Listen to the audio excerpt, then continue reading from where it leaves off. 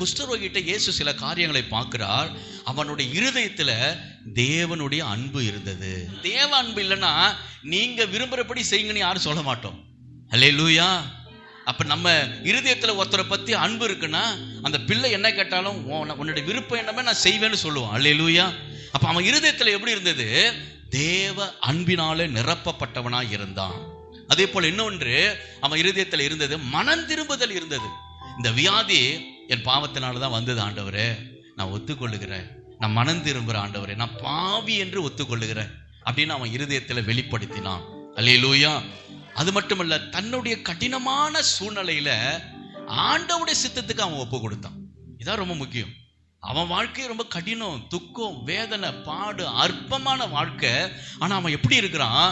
கர்த்தருடைய சித்தத்துக்கு அவன் முழுவதுமாய் ஒப்பு கொடுத்தவனாய், விட்டு கொடுக்கிறவனாய் அவன் இருந்தான். அல்லேலூயா. அடுத்தது அவன் இன்னொரு காரியம் பாருங்க. இவன் தான் வேதத்துல புதிய ஏற்பாட்டுல முத இயேசுவே ஆண்டவரேன்னு சொன்னான்.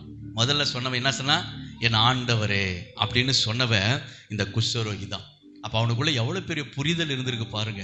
இவர் தான் இந்த உலகத்தை சிருஷ்டித்த தெய்வம், இவர் தான் தேவகுமாரன். இது பாத்தீங்கன்னா தான் குணமடைவது தேவனுடைய சித்தமா இருக்கணுமே தவிர என் ஆசைக்காக நான் குணமடைஞ்சிடக்கூடாது. அல்லேலூயா. என் விருப்பத்துக்காக இந்த விண்ணப்பம் கேட்டுறக்கூடாது. என் ஆசை நிறைவேற, எனக்கு சந்தோஷம் வர இந்த விருப்பம், இந்த வேண்டுதல் கேட்டுறக்கூடாது. இந்த வேண்டுதல் தேவனுடைய விருப்பமா இருக்கணும். அவர் சந்தோஷமா எனக்கு கொடுக்கணும் சுகத்தை. அல்லேலூயா. அப்ப அவனுடைய சுகத்தை பார்க்கலாம், தேவ சித்தம் தான் முக்கியம் அவன் உணர்ந்தான். இதெல்லாம் நம்ம கற்றுக்கொள்ளணும். அல்லேலூயா. எத்தனையோ ஜெபங்களை, விண்ணப்பங்களை ஆண்டவர்கிட்ட நம்ம பண்றோம்.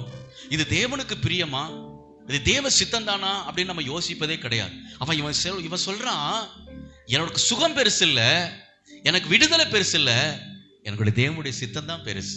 அவர் விரும்பணும். அவர் விரும்பாம எனக்கு இந்த சுகம் தேவையில்லை. அல்லேலூயா. நான் அப்படியே குஷ்டரோகியா இருக்கணும், இருப்பதுதான் தேவனுடைய சித்தம்னா நான் அப்படி இருக்கையே நான் விரும்புகிறேன். அதுதான் பாக்கி. ஏன்னா தேவன் எதை செய்தாலும் அது நன்மையா தான் இருக்கும். ஒரு அல்லேலூயா சொல்லுங்க. அப்ப அவன் சொல்றான் பாருங்க, நான் தேவ சித்தம் இல்லாமல் சுகமடைய நான் விரும்பல, நான் இப்படியே இருப்பதுதான் தேவ சித்தம்னா நான் இப்படியே இருக்கிற ஆண்டவரே, ஆனா உங்களுக்கு சித்தமா இருந்தா மட்டும் எனக்கு சுகம் கொடுங்க.